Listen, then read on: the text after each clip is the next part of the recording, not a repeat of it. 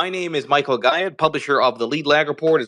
Joining me for the hour is Tarek Mansour. Tarek, I know you have only 30 minutes for this conversation, but introduce yourself to the audience. Who are you? What's your background? How'd you get involved, interested in markets? And what in the world is Kalshi?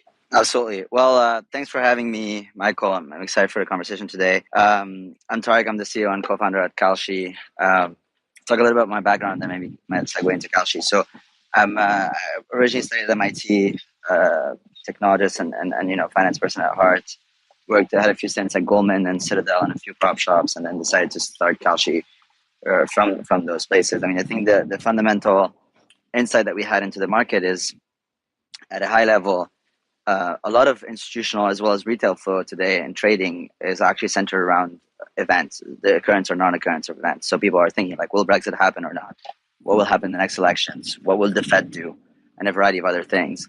And when we started digging, there wasn't really an exchange. So today, you have an evolution of trading with options and futures and a variety of instruments that allow you to get exposure to things that are physical, like grain and metals and gold. And then we got indices like S&P and now we have the interest rate swap market. It's a massive market. But if you cannot actually get exposure to simple but very relevant things like COVID and what will happen with the climate and weather and politics and economics and so on. And so that's the premise of Kalshi. We're an exchange like the New York Stock Exchange or the CME, for those of you who are familiar with the derivatives world. It allows people to get direct exposure to a variety of events. The exchange started maybe 4 years ago. We took 3 years to get regulated and essentially convince the federal regulators to regulate this asset class. And so we're the first and only regulated exchange that allows people to trade on this asset. Today we've launched last year, and the growth of the exchange has been pretty tremendous. And we list a variety of different things. Some of our main markets that have recently garnered a lot of volume is essentially markets centered around the FOMC decision. So what the Fed and Jerome Powell are going to do at every meeting, and inflation. Because a lot of people are using our product as an inflation hedge. They just basically are getting direct exposure to inflation. And then, the markets are basically spitting out forecasts on what is actually going to happen with inflation and the Fed. So I'll stop there. I would love to, answer any questions, but hopefully that was helpful. Yeah, no, and it's because I'm trying myself play catch up, but I'm looking at the site. Actually, this is fascinating from what I'm seeing looking at your site. So correct me if I'm wrong. You're not necessarily sort of approaching it from the standpoint of these would be the types of option contracts to get exposure to some event. It's some kind of contract between those that are essentially betting on an event against each other. Yeah, I mean, I think the way to think about it functions like a typical traditional market. So we have a central limit order book, same as the New York Stock Exchange, and then people can buy and sell those markets. And then whenever someone wants to buy at a price that matches the price that someone wants to sell at, there's a trade. So it's a very traditional, I think it's really functions like traditional futures or options or derivatives markets. So yeah, that's super interesting. So it kind of makes me think a little bit about the predicted type of betting, right, that you see. So take me back to that. As I recall, predicted was I don't know if it's still around, but I thought it was banned because of that kind of betting aspect of what happens to particular events. Am I wrong in that? How does that interplay with what you're doing? Sure. So predicted wasn't actually regulated. They were at some point granted, from the regulators, from the federal government, they were granted a letter saying, hey, if you stay small and you do it for research purposes and nonprofit, we'll let you do it. And I believe predicted infringed on some of these clauses, so the government shut it down. Kalshi and my company is actually different because, what we really unlocked is we actually got this whole product and platform regulated. So we convinced the CFTC, which is our regulator, and the federal government. And we've had to work, throughout the regulatory and political structure to make this happen. It's a very, very difficult path, but we got the whole space regulated, which has opened up the ecosystem for this new asset class. And now you see the bigger exchanges and all the big players that you may know of looking to get into the asset class. So that's really the big difference. It's really the unregulated versus regulated difference. How do the events come about? Is it your team looking at news headlines and then saying, okay, let's make some kind of instrument around this, or is it based on something bottom up with the people that are using Kalshi? Yeah, absolutely. It's both. So the team, always looks at what's trending. We run a bunch of we run a bunch of models that basically ingest a bunch of data from a variety of different places and figure out what are the things that are top of people's minds, what are trending, what are the things that people want to hedge or are worried about, and we list those markets for trading, and people can trade them. One example would be sort of the SVB crisis that happened, and we can talk about that a little bit last weekend, and what are the types of markets that people and companies could have used to basically hedge that exposure they had. Now, the other thing that's novel about our marketplace is like anyone can suggest a market, and there's a good chance that it ends up being listed. And the best way to explain that is imagine you're trading on your typical brokerage app like Schwab or TD Ameritrade or Fidelity or other, and you had an add button which allows you to add an instrument to trade on that you're interested in. It could be something like, I want to trade on the next jobs numbers on the economy, or I want to trade on whether another bank is going to get bailed out or explode, or a variety of other things. And so that would be Kalshi. It allows you to basically suggest a market and trade on it in a pretty active way. And is what's sort of the geographic mix of those that are let's call it the early adopters? I mean, you've got beta after the Kalshi on the website, so it's obviously still new. But what's the makeup of the early adopters? Yeah, actually, the platform has grown quite a bit. We leave the beta. We kind of reserve the right to leave the beta sticker to keep iterating, hearing customer feedback, and improving the product. But the product is quite sophisticated. We have a website, an app on the App Store, and an API for any algorithmic traders in the room. Michael, just to make sure I understand the question, are you asking basically like the types of traders are on the platform? Yeah, like so like as I look at this, right, I can see maybe people that are not naturally traders, but maybe want to bet on geopolitical events, and maybe they're more in Europe than the US. Yeah, so we're focused on the US right now, but we have two types of traders, I'd say, at a simple level. So one type is essentially, I would say reasonably sophisticated traders that have a portfolio of stocks and a variety of other things, and they use these events to hedge that portfolio. So imagine, last year in 2022, a lot of people basically were looking for an inflation hedge. And, some of you may be in the room today that you thought, okay, how do I hedge inflation? And some people basically bought S&P or bought gold or bought Bitcoin as a way to hedge against inflation. Now, it turns out that none of these were good inflation hedges. Inflation kept going up, and all three of the instruments kept going down. So people, lost on inflation, but also lost on their investment. Now, a lot of people now, these people that want to basically put on the hedge are using our inflation market to hedge against inflation, because you can just buy the inflation market on Kalshi, and if inflation keeps going up, you get paid. And so you're basically protected against inflation in a way that wasn't possible before. The second type of user is essentially people that are, not that excited about options and futures and kind of all these sophisticated financial products, don't necessarily care, frankly, about Tesla or Marriott stock and what's going to happen, but they have a lot of opinions and read the news, and they know what's happening with the economy broadly, how the economy is moving, how, what are different, what's happening with different bills in Congress, who's going to win different elections, what's happening with the climate, hurricanes, etc. So they have opinions about a variety of different things that relate to them. And this is a very good entry into the financial trading space on a topic that is essentially simpler to understand, simpler to trade, and more relevant to people. How's the pricing real-time movement act? I mean, this is not like a stock or an option contract that's a derivative of stock, right? I mean, these are people betting on a particular event. I guess I'm trying to get to the question of what is the pricing mechanism to begin with? Absolutely. So it's supply and demand. It's basically the marketplace trading. And so people are trading against each other. They put orders on the book the same way they trade a share of Apple. And then as they put more and more orders and more trades, basically the price update dynamically. This is the thing about this. Kalshi is becoming a source of truth for real-time pricing of a variety of different events. So a lot of economists and government entities and professors and traders are now coming to Kalshi not just to trade, but they also come and get informed about our forecasts. So they look at it essentially like our economic or Fed forecast, and they see that the prices are updating in real time. And the power of this is that, when you put a market where people have money and skin in the game, when they have money on the line, and you allow a bunch of people to trade about this, you get basically the concept of wisdom of the crowds, which is essentially aggregating everybody's opinions to get a very good forecast of what's going to happen next. So if you're ever wondering what's going to happen next with, a certain weather pattern or inflation or Fed or anything else, that's a good place to go to. Yeah, no, very, very, very interesting. Okay, I'm curious about this from the standpoint of sort of signaling aspect, right? So, have you seen anything that would suggest that, for example, if a lot of people are trading on, inflation thoughts or whatever the Fed might be doing, that there's more predictive power in what you're seeing there in terms of those contracts? Is it a contrarian signal? Talk about the sort of aspect of the pricing as it relates to the likelihood of sophisticated players who know this stuff more deeply getting it more right than somebody on CNBC. Sure. I mean, I think it's definitely. So the interesting part is, so one example I like to give is an inflation forecast, because it's been so good. So in the last 12 months, our inflation forecast has been the most accurate on the street. And actually, Bloomberg, the terminal, is now pulling our data and slowly replacing the Bloomberg Economist Survey by our data, by the forecast coming from our markets.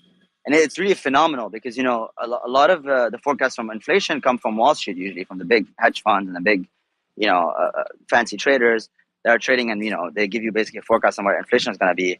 And our markets are mostly Main Street. It's basically people that are smart and sophisticated, but they're not, trading professionals necessarily. And those people, the Main Street has been outperforming and forecasting better than Wall Street what each inflation print is going to be. So it's really been phenomenal.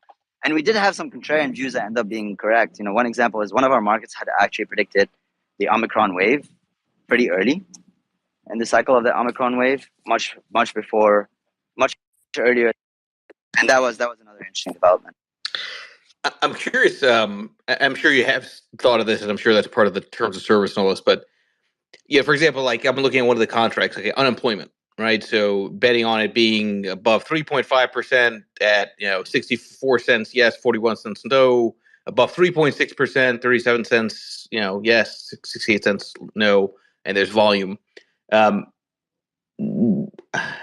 could you? What if there's somebody who actually knows what the unemployment number is that's working for the government? Presumably they're not supposed to trade on that, and maybe they're thinking on the compliance end is there's no way to trade on it in a traditional way, but obviously through what you guys are doing they could. I wonder if that's sort of another interesting dynamic of almost like a different form of insider trading. Not that it's necessarily your responsibility, but I can see how this might open up a whole nother element of compliance. Absolutely. I mean, we're a federally regulated exchange, so no, it's absolutely our responsibility as an exchange, and we run surveillance systems that monitor trading activity and patterns all across. So, you may be familiar how, like, the New York Stock Exchange, when you hear on the news, for example, Goldman Sachs trader was charged for insider trading. So actually, the New York Stock Exchange runs systems that flag these types of activities and then report them to authorities like the SEC or the CFTC to prosecute. We do the same. We've built our customized ad hoc systems for events that are monitoring weird types of trading patterns.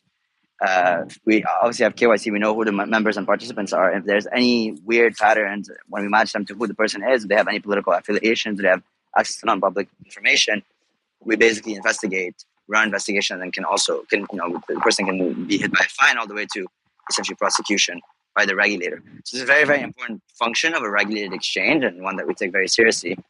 But the other thing I always say is that, in any type of market, there's always essentially room for manipulation and cheating. The important thing is having the right set of rules and safeguards to limit that cheating and flag it when it's happening, and obviously be very tough in enforcing it and punishing it when it happens. But, as you know, like a lot of people that are trading on stocks try to basically get access to insider information and trade based on that. But the safeguards and limits in those markets allow these markets to be essentially transparent and fair. So again, for those in the audience, I am sincere about this. This is not. I'm not being paid to say this, and many of you know I typically try to prep, a few minutes before. But I'm going on kalshi.com. I'll be honest with you, Tarek. I mean, kudos to you. This is actually incredibly impressive. Even the idea that you can bet on when a debt ceiling hike happens is a contract that has 73,000 on the volume becomes law by August 1st versus becomes law by July 1st. Right, and there's yes and no sense attached to that. That's super interesting. The I'm curious. Talk through to the audience the complexity of getting this approved as an exchange. I think you mentioned 3 years. I'm sure there was a hell of a lot of back and forth. Yeah, it was very complex. The federal government hadn't done this before, and there wasn't a lot of appetite to doing it. We had to work, with both regulators, the commissioners, but also Congress, and we really had to work through the whole stack to build momentum and build conviction that this is an important marketplace to exist, and it's one that can bring a lot of benefits to society in terms of forecasting future events, but also allowing people to hedge against different things. So it was a very, very tough path. I think we were the ones that really kind of pushed through it for 3 years. That's all we did, all day, all night. Just 3 years of regulation, and we managed to get it done. And that really, I think, meaningfully opened up the market for an asset class that I believe could be, one day could rival stocks one day in terms of volume. And I like that you mentioned the debt ceiling market. It's a really interesting one, right? Like, it gives you a real-time forecast of whether the debt ceiling is going to be raised in time, right? And that's very important for people to know, because if the debt ceiling doesn't get raised, there's going to be chaos in this country. But yeah, I appreciate the kind words, Michael. How big is the team? I assume obviously you've probably had a few rounds of funding throughout this, but talk about just kind of the journey of getting to this stage, just from the standpoint of building the infrastructure beyond the regulatory approval. So we built, I would say when I talk about it, we built 4 things. So one, there's the infrastructure of an exchange. So think like we built the New York Stock Exchange from scratch. So this is basically matching different traders. It needs to be fast. It's like the execution needs to be high quality, etc. Then we have the clearinghouse, which is basically the place that does the custody of customer accounts, making sure that they're safe. They're held in a safe account that is segregated and protected by federal laws. And it does all the clearing and margining of the trade. So when you do a trade, we basically figure out how much margin you need to post, and we in real time adjust how much margin needs to be posted on that trade.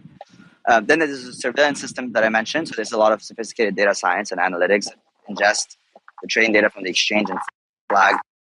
And last is we also have a separate hedge funds that trades on the exchange, that essentially is a lot of algorithms to basically price different markets, trade on them, and hopefully price them correctly.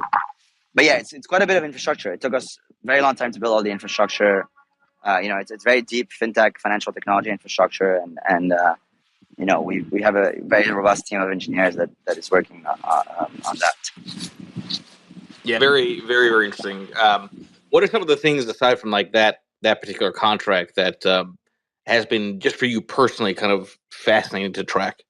Yeah, I mean, I've been kind of fascinated by a variety of different things over time. I mean, I think, personally, I really like the COVID era, because at some point we were really the place where people were coming, because the cases were sort of rising, and the government wasn't really clear about what was going to happen or not, and it was just complete chaos, and people had a lot of debate around that.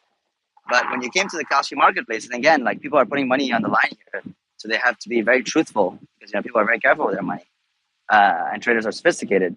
So our COVID markets ended up being an incredible forecast about what's going to happen with COVID in the US. COVID number of cases, COVID number of hospitalizations, the positivity rate, all these different things. And so those markets, I think, were really, really phenomenal. And we had built a really interesting dashboard at the time to basically track the COVID cases and forecast them over the next few weeks and next few months, that people were using to know what's going to happen with COVID.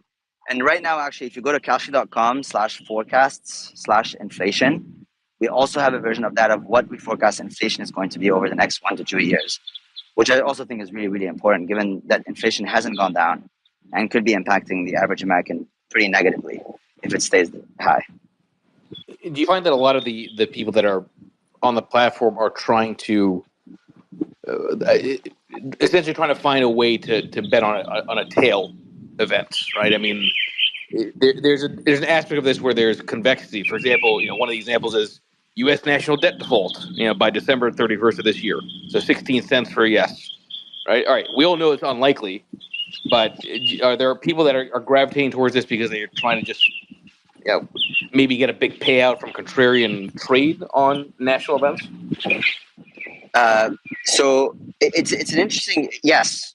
So, I mean, there's 2 types of traders. Look, I mean, I think there's type of traders. Right. The reason I'm framing it that way is that it's not like you're betting on a trend, right? Because if it's event driven, you're trying to play on the payout of a mispriced probability. Which a lot of people do that, right? Like, a lot of people buy, for example, contracts that are priced at 1% chance of happening for 100x payout.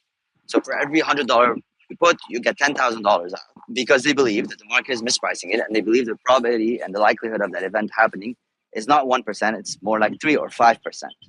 So those people are basically trading on the mispricing, right? And and oftentimes, we have people that did this in Omicron, that do this on the Fed market or inflation. they see that the market is pricing something at 2-3% for a chance of 50 to 100x return, and they basically buy it because they think that the probability of that event is higher, and then they end up sometimes getting that 50 to 100x payout, which is pretty phenomenal. It's pretty staggering. So some people do that. There's people that are on the other end of the equation that basically like to, what we call it yield farm, which is essentially they buy an event that's priced at 80%. Let's say it settles in a week, and you get an easy 20% return in a week, which is really hard to get by with any asset class. And one example right now is the Fed market. If you buy, the chance that the Fed does one rate hike at the next meeting, you will get like an 80%, 20% return for an event that seems to be relatively surefire. So depends on the type of traders and their risk profile and how they think about return. What's been the biggest pushback that you've seen? I mean, again, I can myself unequivocally see myself doing this, right? Yeah. And trading these kind of things. But it's still new, right? So you still have to convince people that, first of all, it's safe. Okay, you're regulated, fine. That's a big part of it. But also that it's not rigged or gamed, I guess, to some extent. Yeah. Look, I mean, I think we've been growing at a pretty phenomenal rate over the last 12 months. I think that we've built a lot of trust. I mean, I think the regulated piece is really important. We have one of the really rare derivatives exchange licenses in the U.S. There's very, very few of those, and those are very, very difficult to get. And there's like oversight from the federal government on everything we do and everything that traders do. So there's not like a betting website on the side that no one knows who's running it, etc. It's a federally regulated exchange that's offering federally regulated products. So that's easier to trust in general because there's federal oversight there. I think we do a lot of education and learn. So if you go to kalshi.com/learn, you can see a lot of the materials around how do people think about trading, how to think about event contracts, what is this asset class, how to use it, how to trade it safely, etc.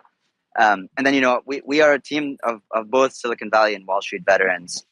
So we're backed by maybe from Sequoia and a few others from Silicon Valley, and then from Schwab and KKR on the Wall Street side. So we have pretty heavy backers that are at least their names are relatively known and well represented. But yeah, I think I think it's all about education. It's all about people understanding the asset, trying it a few times, and then telling people around them, and then that's how you build trust over time.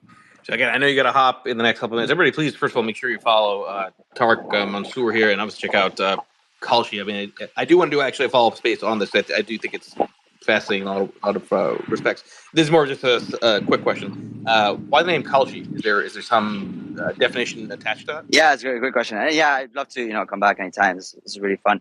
The name Kalshi is so I was born in the US, but I grew up most of my life in Lebanon, and Kalshi in Arabic means everything. So I just always thought that it was an interesting thing because at the end of the day, fundamentally, what we're allowing people to do is trade on everything, except for a few things that we do on our list. But that's really the kind of genesis or like the foundation, the reasoning for the name, and it's stuck since then. People like it now, and it's becoming a brand. So it's been good to have. Yeah, no, everyone. Again, I encourage people to just learn about it. I'm going to spend some more time myself. Fascinating conversation. I'm going to have another space in about 30 minutes with Michael Belkin. Stay tuned for that. Tarek, I know you got to go. Thanks so much, but I appreciate Michael. you spending a quick half hour here. That's right. Thank you, everybody. Cheers.